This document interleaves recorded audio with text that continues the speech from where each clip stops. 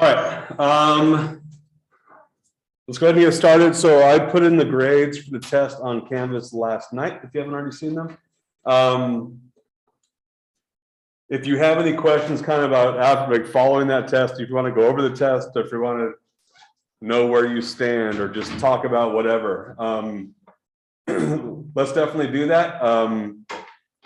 Office hours are not the right time for those kind of talks because they're individualized, so let's make an appointment. But if you want to talk to me about anything pertaining to the test and how you did on it, we can definitely talk. Just send me an email with some times that would be good for you and we'll work that out. Any other questions about the tests that I might be able to answer globally? All right. We have a couple more things on section 2.3 to get through. And one of those is this idea of a normal line. So I want to find the equation of a normal line for this curve, which we looked at last week. So we've done tangent lines, right? What is a tangent line?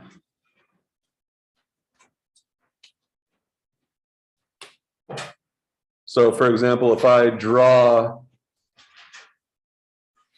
some curve,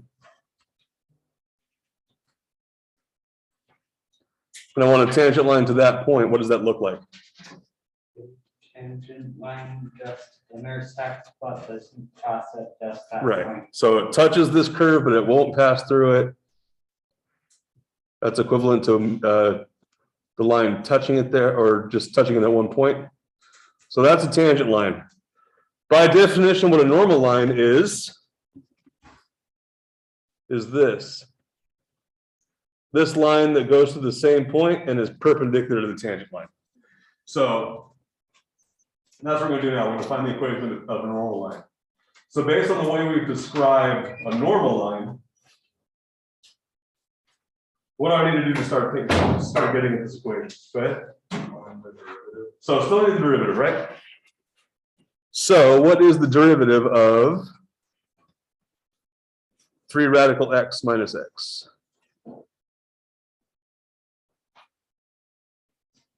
We need a little refresher on power rule.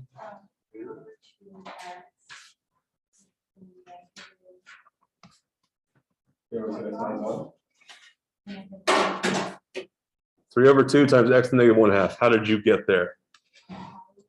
Power rule. So one thing I want to remind you that is really valuable for going forward, especially with power rule, is that the square root is equivalent to raising to the power of 1/2. And yes, indeed, that is the derivative of 3 radical x. What's the derivative of negative x? Yeah, negative 1. So here's our derivative. So I want to find the equation of a normal line. What does this derivative allow us to do? Go ahead, Garrett. So when I plug in 1 for x, what is this going to give me? It's going to give me the slope of the tangent line, right? Which, that's fine. So that'll be 3/2 times 1 to the negative 1/2 minus 1, which is 1/2. So 1/2 is the slope of the tangent line. So what is the slope of the normal line? Do we remember how those things are related? Would be the inverse slope or negative 1/2? It's not negative 1/2. It's 2, 3. What's that? Negative 2. How'd you get that? Because you switch the sign for the. Right. So it's the reciprocal and it's the negative reciprocal. So another way you can look at this is A is perpendicular to B if AB is equal to negative 1. So a couple different ways to look at the slopes of perpendicular lines. Either take the negative reciprocal or this equivalent thing. If you multiply 2 perpendicular slopes together, you always get negative 1. Go ahead. Is M and Yeah, so M stands for slope, right? I'm calling it sub n because that's the slope of the normal line. So this is what we care about. We did the slope of the tangent line on Monday, or did the full equation. But we got a slope of positive 1/2 for the tangent line. This normal line is gonna have a slope of -2. So now that I have the slope of the normal line, how can I get the rest of the equation for that line? Which is gonna look like this. Go ahead. First, you need to find Y. How do I find y? Okay, so we'll do that. So y is going to be equal to 3 times radical 1 minus 1, which is equal to 2. So I got a y value of 2. So 2 is equal to m. What's m? -2. What's x? Right. So yeah, the point that I care about that tangency is 1, 2 plus b, which is going to give me a b value of 4. So y should be equal to -2x plus 4. So if you can find the slope of a tangent line, really the approach you take to find a normal line is very, very similar. I think the big idea was, I'm going to say reminding you how those things are related, because I'm very strong, I'm very confident you've seen it before, but it might have been a bit. Any questions here? Okay. All right, I have this curve for this equation, and I want to know where the tangent line is going to be horizontal to it.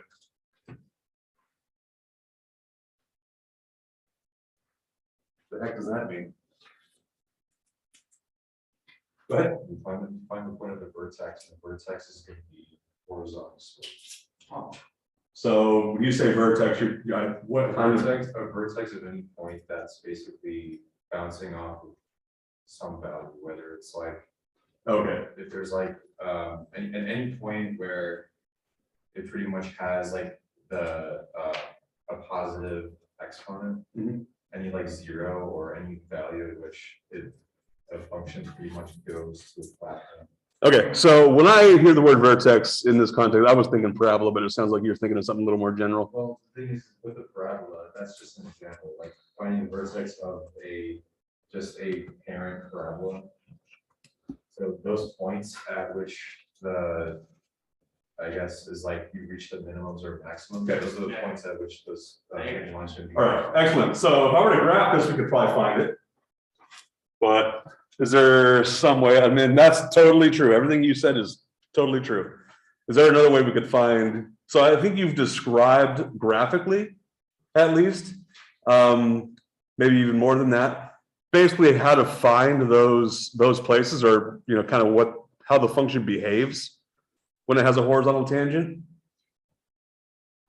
So is there any other, like, how could I find these places where the tangent line's horizontal without getting into the graph, Solomon? I mean, you kind of trial and error, but you see like what x values you could substitute to give you negative, and then what point did the y values become negative or positive? Okay, that would take a bit. So that would help, but it would take quite a while. Isabel? Take the slope and then find what point that slope will equal 0. So let's take the derivative. So 4x cubed, I guess I should be asking you to do this for me. What's the derivative of 6x squared? Negative 12x. And 4? Okay, so there's my derivative. So I want to know where that function has a horizontal tangent. So in terms of derivatives, what does this derivative be equal if I'm thinking about horizontal tangent lines? 0, right? So horizontal means slope of 0. So yes, I am now solving this equation. Is this an equation I can solve?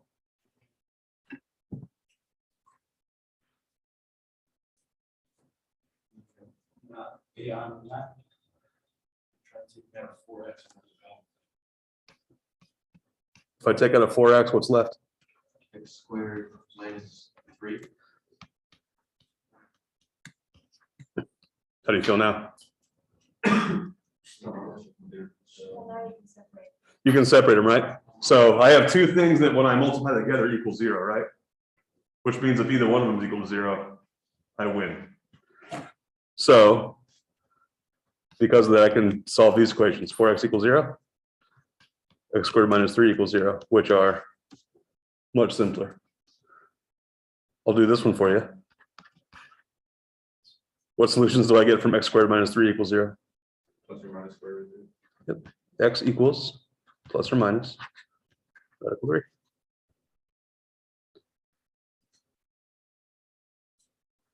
So if I want to find the corresponding y values of those points, can I do that?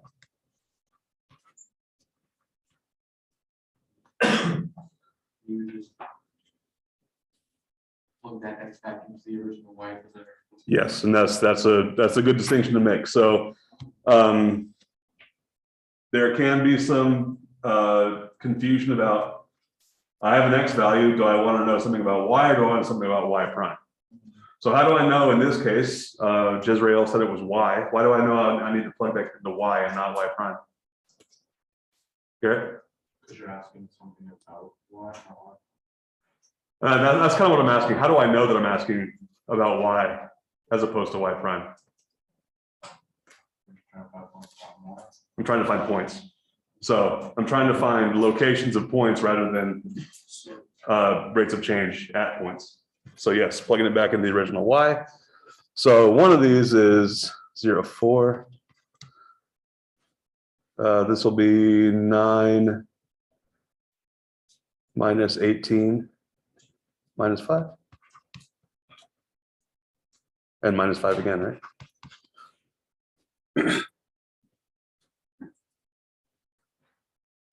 Any questions on how we found these points? Okay. All right. One more thing to get in here. So I've asked you several times what a derivative tells you about a function. Slope of a tangent line is kind of the flavor we spent a lot of time on just now. What's another big representation of what a derivative tells you about a function?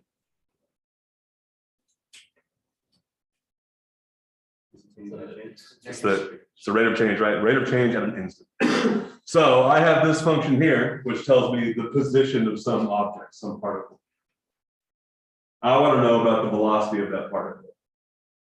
How are position, where something is, and velocity, how fast it's moving, how are those two things related mathematically? Isabel?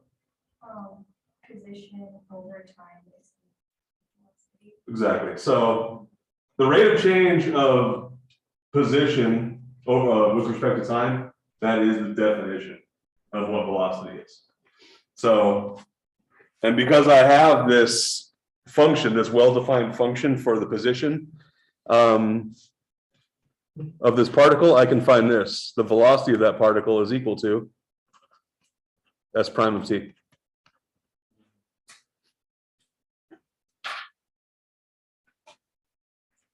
So if I want to find the velocity, maybe I should pause here. Are we okay with this relationship that I have? Could you go through that one more time? Sure. So one thing we have talked about as derivative is this idea of an instantaneous rate of change. Yeah. So this function up here, S of t, t is time measured in seconds. Basically, a particle that's just moving, let's just think of it moving, left and right, moves in one direction. At any time, I can use that function to tell you where it is. But I don't want to just know where it is, I want to know how fast it's moving. So if I want to talk about that idea of how fast, then I'm not talking about position, I'm talking about how is its position changing with respect to time. So what's the instantaneous rate of change of position with respect to time? So that's how I get to this idea from velocity. That's how I justify that velocity is the derivative of position with respect to time. So now we can come up with an expression for the velocity here. What is that expression?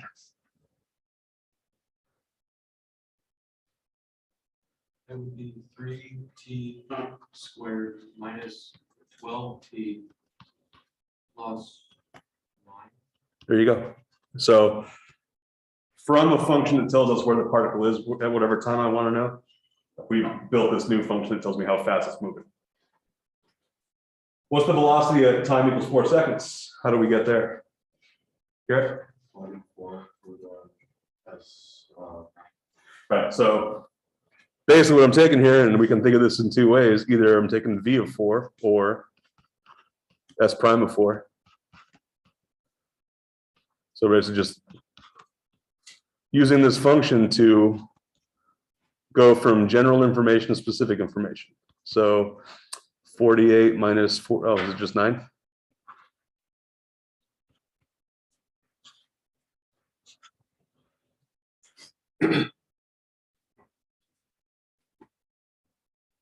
Any questions there? Go ahead. With that, be meters per second squared, because it's, meters per second is a position versus time relationship, right? Position is just going to be Well, meters. because velocity is constantly changing at this, in this point. Right, but think about how you measure velocity. So it's a change in position, right? Right. Over a change in time. How do you measure position? Oh, okay, that makes sense. So you measure position in meters and you measure time in seconds. So if I kind of unitize that rate, I get meters per second. All right, when is this particle at rest? You got it? Equals what? Equals 0. Equals 0, right? And this is kind of a key phrase, not only in my class, but in physics and in the world. I mean, at rest by definition, I mean, by implication means something is not moving. This particle is always moving, but I think those of you who came to the review session, we talked about like when you throw something straight in the air, there is an instant in time where its upward velocity is 0. And it has to head back in. So we can use the same kind of idea here. So really what I'm asking is this. I'm saying v of t is equal to 0. And I'm using that to figure out when that happens. So 3t squared minus 12t plus 9 equals 0. I'm going to go ahead and divide both sides by 3 and I'll get this. T squared minus 4t plus 3 equals 0. So how can I get my values of t?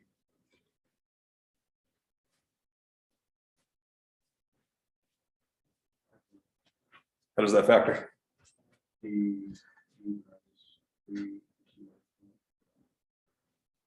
T minus 1, t minus 3 equals 0. That gives me t equals 1 and 3. So at both these instances, the particle will be coming to rest, possibly changing directions.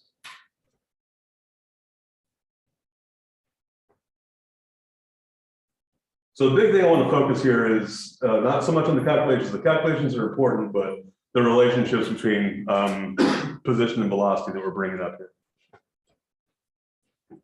Any questions about any of those? All right.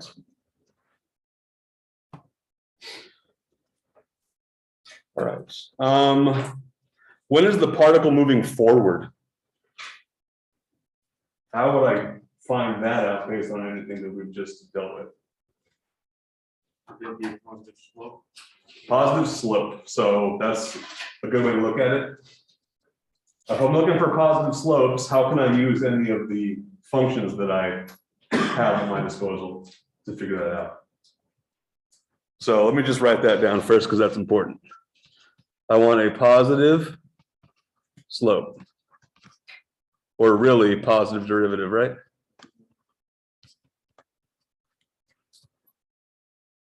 That's a derivative of 0, and then get everything below that value. Maybe I think I might have lost you. So derivative equals 0, and then what? Everything below that whatever that value is, that makes it equal zero, everything below. Okay, so we know this is t equals 1 and 3, right? So that's where the derivative equals 0.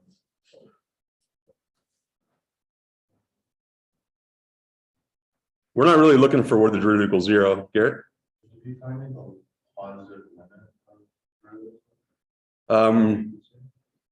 When you say positive limit, what do you mean? Like, as everything going, I guess everything's like opposite. Everything from the right side is 0. I think I know what you're getting at. Basically, we're looking for where the derivative is positive. So the key question I'm really answering is this. I want the velocity to be positive, right? So here's the thing. We found that at time equals 1 second and 3 seconds, the velocity is 0, right?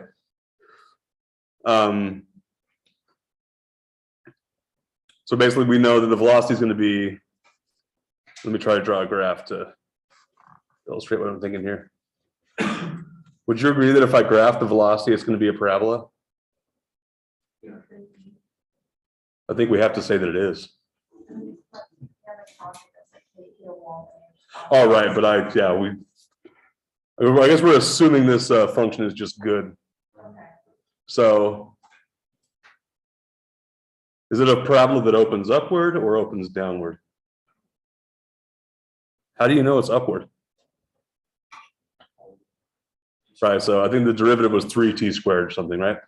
So that positive value tells you the parabola looks like this. So here are your two options, basically. We know where the velocity equals 0.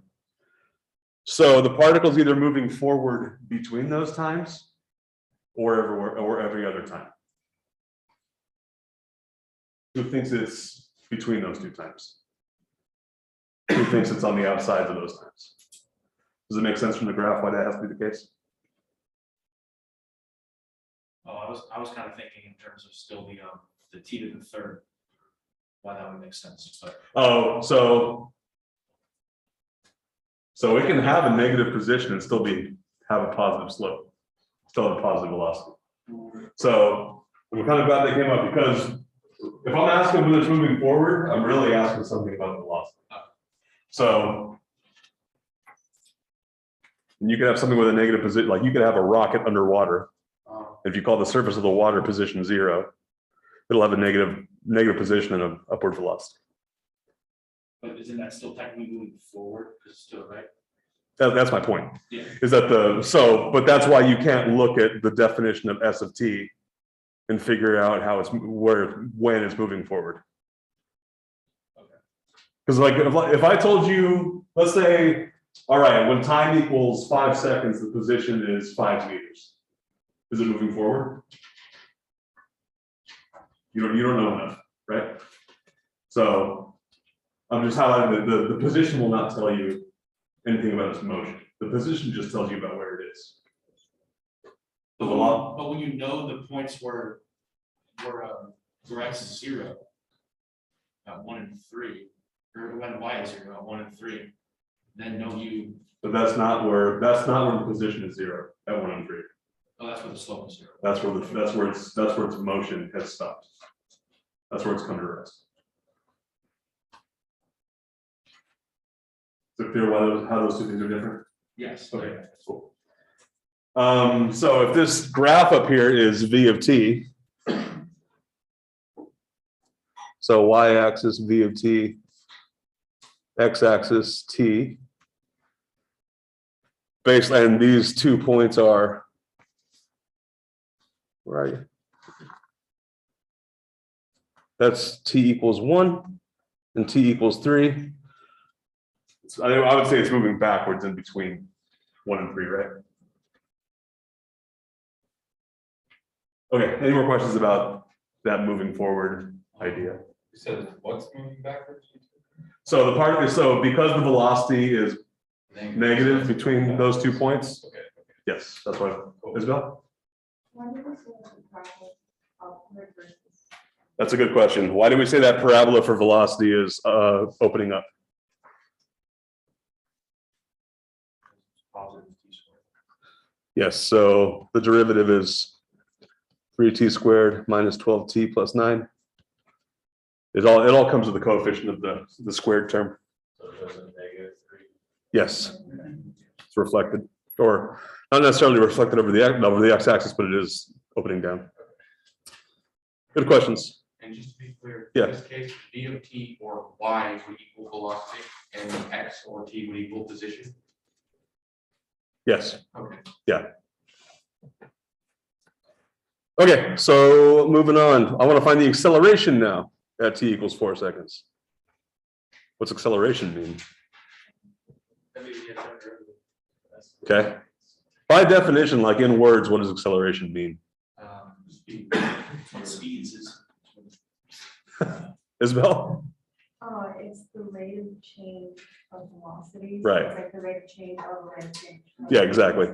So, and I like the way she said it, it's the rate of change of the rate of change of position, which tells me that the second derivative of position will get us there. But that's also the first derivative of some other thing, right? What's that other thing? Of velocity. Right, so it's the first derivative of velocity, which is equal to acceleration.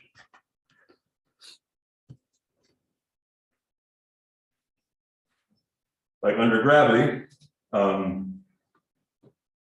a constant acceleration, which is 32 feet per second squared.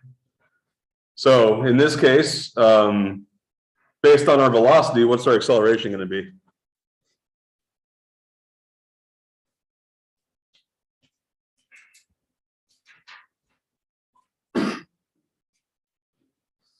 Sixty. 6t minus 12. So that's my acceleration at any time. What's my acceleration at 4 seconds? Should be 24 minus 12, or 12 and what unit? Meters per second squared. So acceleration is the rate of change of velocity over time, right? How's velocity measured? Meters per second. Time is measured in seconds. So combined, you get meters per second squared. Any questions there?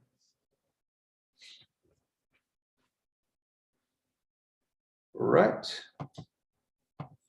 That is 2.3. So let's dive into 2.4 for a little bit. So 2.4 is about the product rules and quotient rule of differentiation. So what you have now, you have a lot of weapons to take derivatives of lots of different kinds of functions, and if they're added together or subtracted, you can also take their derivatives. Now we're going to expand that tool set just a little bit. So which of these functions can you take the derivative of right now? We're not necessarily going to take them, but which could you do? How about that top one? Yeah, for sure, right? It's two. I mean, we talked about how to take the derivative of any, that's a power rule application. We know the derivative of sine, and they're added together stuff. Can we take the derivative of something that looks like this? This caused us a lot of tooth grinding on the test, but so I think I'm going to go through that in more detail. So, what's that?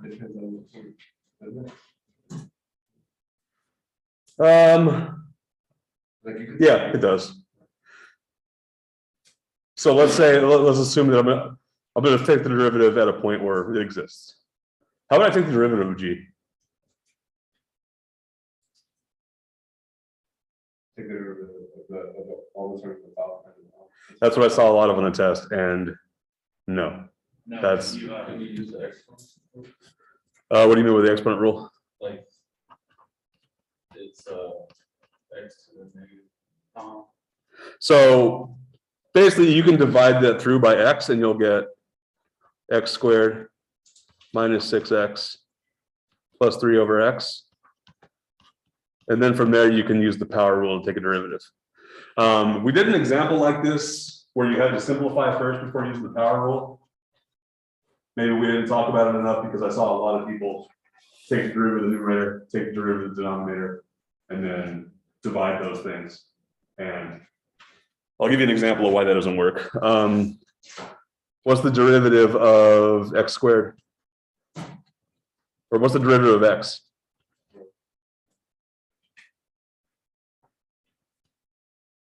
One, right? But y is also equal to x squared over x, right? What's the derivative of x squared? Okay, so something went wrong, right? So a function, so you have all these derivative rules that are right now we're equipped for sums and differences and constant multiples, but there is a way to do that, like using a quotient rule, but it's not the way that many of you do the test. So you do have the weapons for G, you just have to simplify it first. What about for H, x squared times the sine of x? So this one we said yes, this one we said yes. It must be the same sort of as that, right? So yes. No, because there's a key difference there. They're multiplied now. So this is not a thing we know how to do. So when they're added together, I can take derivatives separately. When they're multiplied together, it's not as simple as taking the derivatives and then multiplying what you get. How about x cubed minus 6x over x plus 3?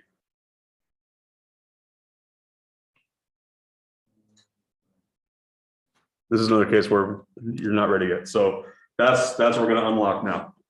Because now that when functions are added or multiplied by constants, we're okay. We can proceed. Now we're going to expand this to when functions are multiplied together. So we're going to use this new thing called a product rule. We're going to find this from the limit definition. And then after that, you can just use this thing. So basically, I've got this function capital H, which is just built out of these two smaller functions that are multiplied together, f and g. So if I do that, hopefully by now you recognize this.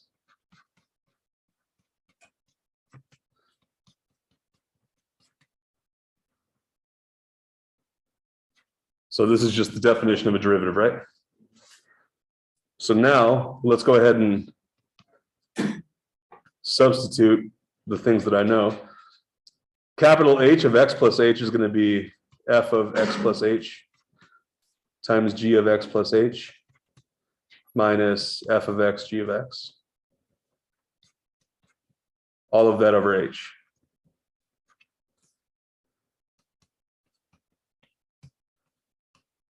With me so far?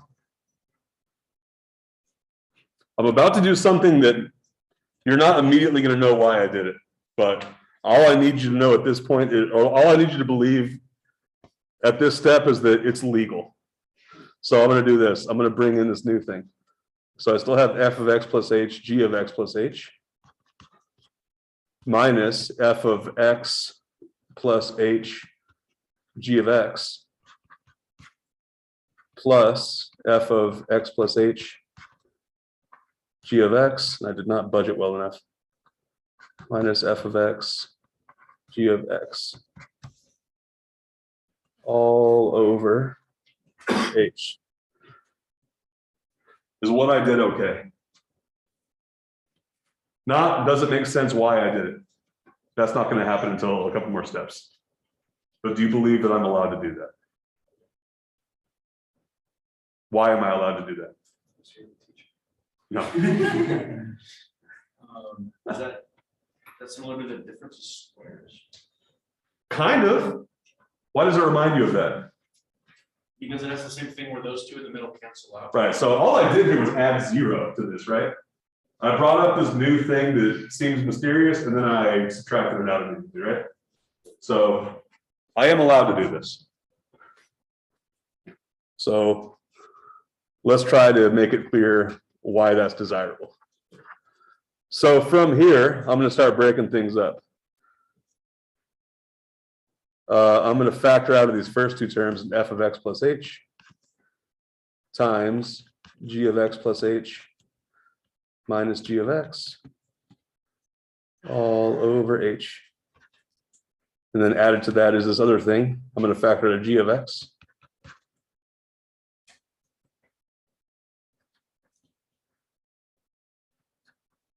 times f of x plus h minus f of x.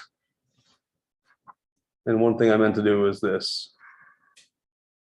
Let's make it even more obvious what I'm trying to get to.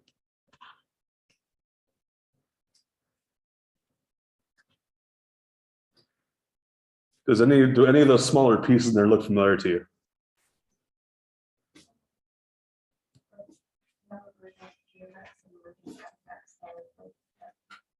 So this right here is the derivative of g, right? This right here is the derivative of that. So that is why I brought in that weird other step. But from here, I can evaluate this limit. So f of x plus h, if I let h go to 0, that's just going to become f of x, right? And like Isabel just pointed out, this thing next to it is the derivative of g.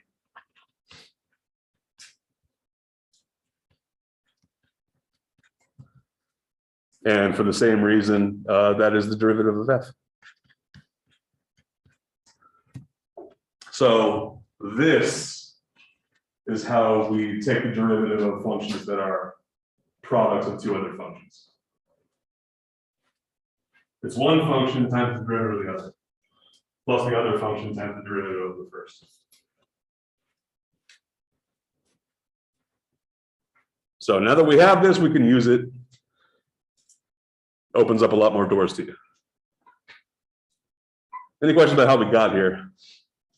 So that second line there, where it's f of x plus h, g of x plus h, then f of x plus h plus g of x twice. Why is it twice in the middle? Why is it not?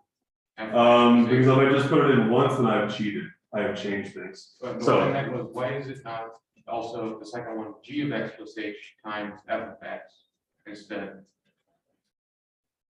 I could have done that. Okay. I could have done that. So basically, that would have been equivalent to this. Okay. So I just needed to do that for one of those functions, and then immediately cancel it out. But yeah, this would have worked out exactly the same way. And just to point that out, I'm doing a product of two functions, right? When you multiply things together, does it matter which number you think of being first? No. So if I'm multiplying two functions together, then I better have a rule that makes the order not matter. And I think I do. I'm multiplying and I'm adding. Neither of those two things is affected by the order in which you write things. If you divide functions, will that order matter? Yes. Yeah, division, the order matters. So we'll get there. Any questions about this? Okay. So just a bit ago, we said we couldn't do things like this, but now we can. So before we start jumping into product rule, we should talk about what our functions are. So what are good logical assignments to make for G and H? X squared and All right, so G of x equals x squared. H of x equals sine of x. Now let's get their corresponding derivative pieces. What's G prime of x and what's H prime of x? 2x. 2x. G prime. Then is it cosine of x? Cosine of x. So now we have all these, so we can kind of march ahead with the, and yeah, mixing and matching is kind of, it's a pretty apt metaphor for what this is. So first one, I'll spell things out long form. This will be G prime of x times H of x plus G of x, H prime of x. So G prime of x we said was 2x. H of x we said was sine of x. G of x is x squared. And h prime of x is cosine x. And it's kind of simplified already. Any questions here?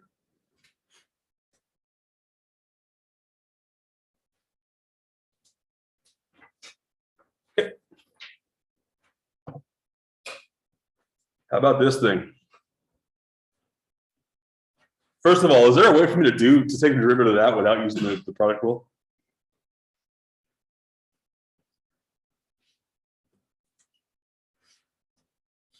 We are going to use the product rule, but could we avoid it, Garrett?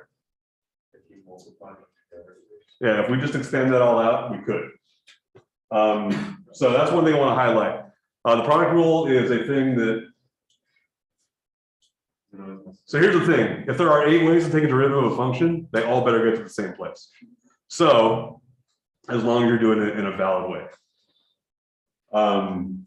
So my point here is basically that whatever the tool is for the job. I don't actually know which way is faster or easier, but we're doing product rule, so let's practice it. So if we're going to set this up for product rule, what should we do?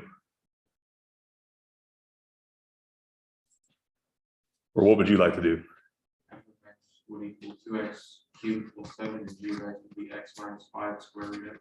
Okay, so Jezreel introduced 2 other functions.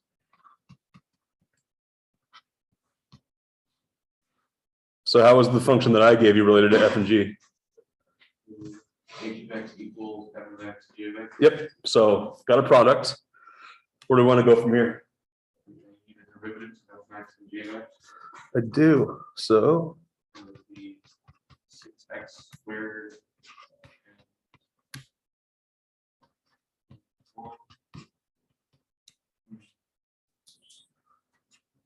Garrett? It's 1 minus 5 over 2.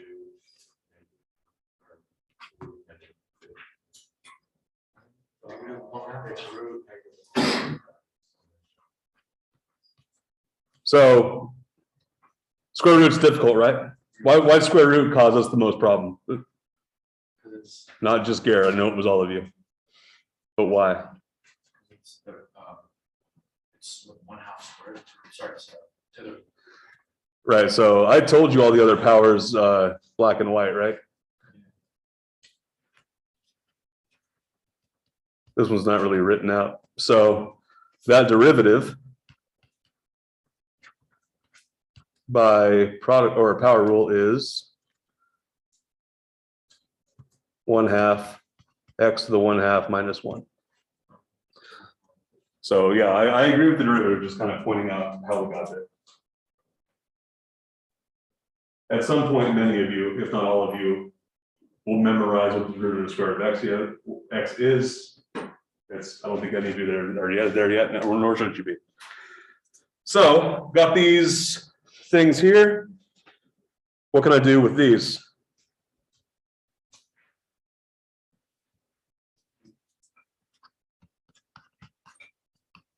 Get Multiply f of x by g prime. okay. So 2x cubed plus 7 times 1 minus 5 over 2 radical x. It's going to be added by x minus 5 square root x times 6x squared.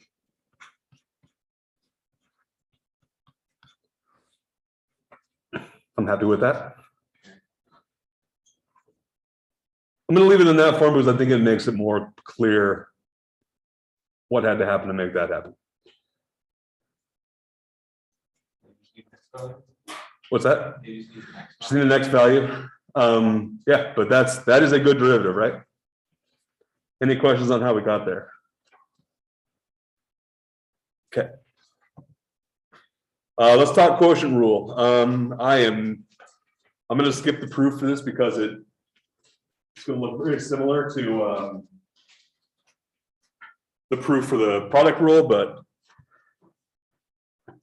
If anybody's really interested, I can put it online, but I'm gonna go ahead and jump forward now. So now I'll just reiterate, even though I already asked you, does it matter if I have a function that I can write as a quotient? Does it matter which function I call f and which function I call g?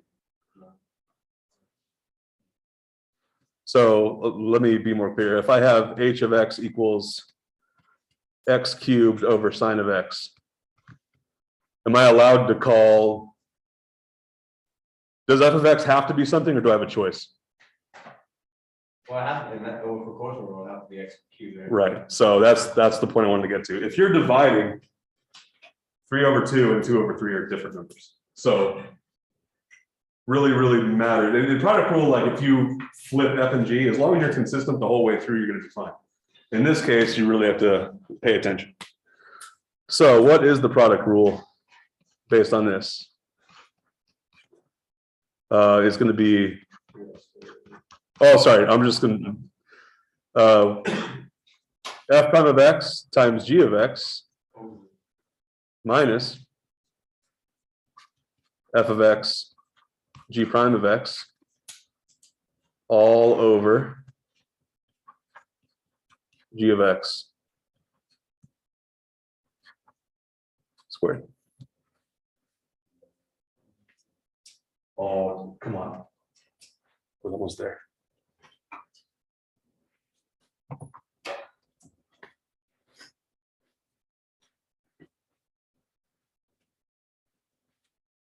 Again, if anybody wants to see me prove this out, I can put a video up, but I'd rather do an example of this with you before we break for the weekend. All right, everybody got this down? Cool.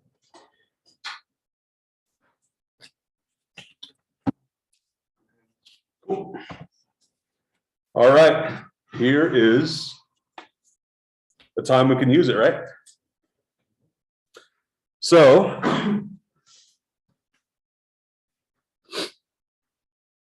I would like to use the quotient rule. So what's a good first step to take? Yeah, so let's define whatever R2. Before we do that, because it matters, what do I want S to be equal to in terms of F and G? F over G, G over F, whatever you want.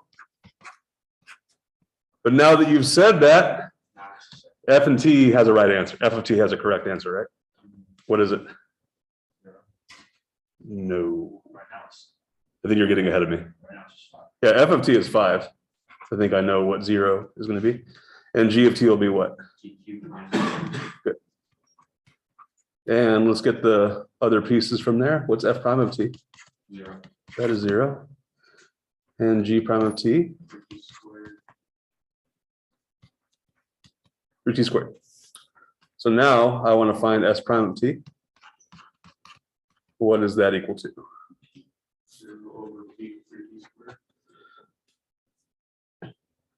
No, it is not. So it's not as simple as F prime of T over G prime of T. You got to follow the quotient rule. Garrett?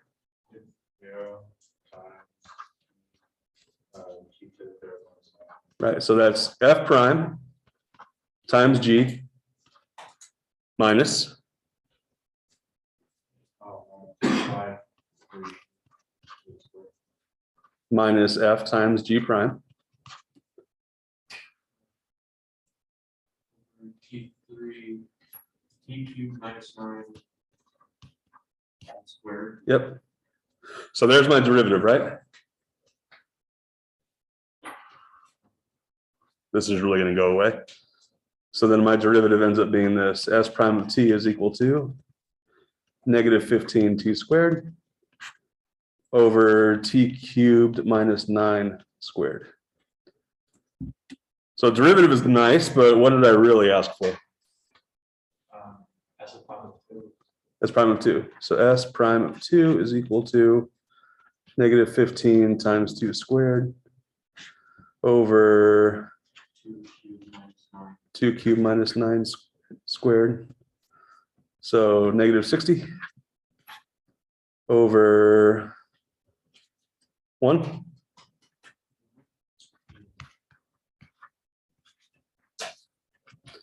-60 all told. How we feeling? All right, any last minute questions? All right, one thing I forgot to tell you, if you didn't already see that, I put up a quiz. It is due, I think, a week from Sunday. So should have plenty of time. All right, that's it. I will see you all on Monday.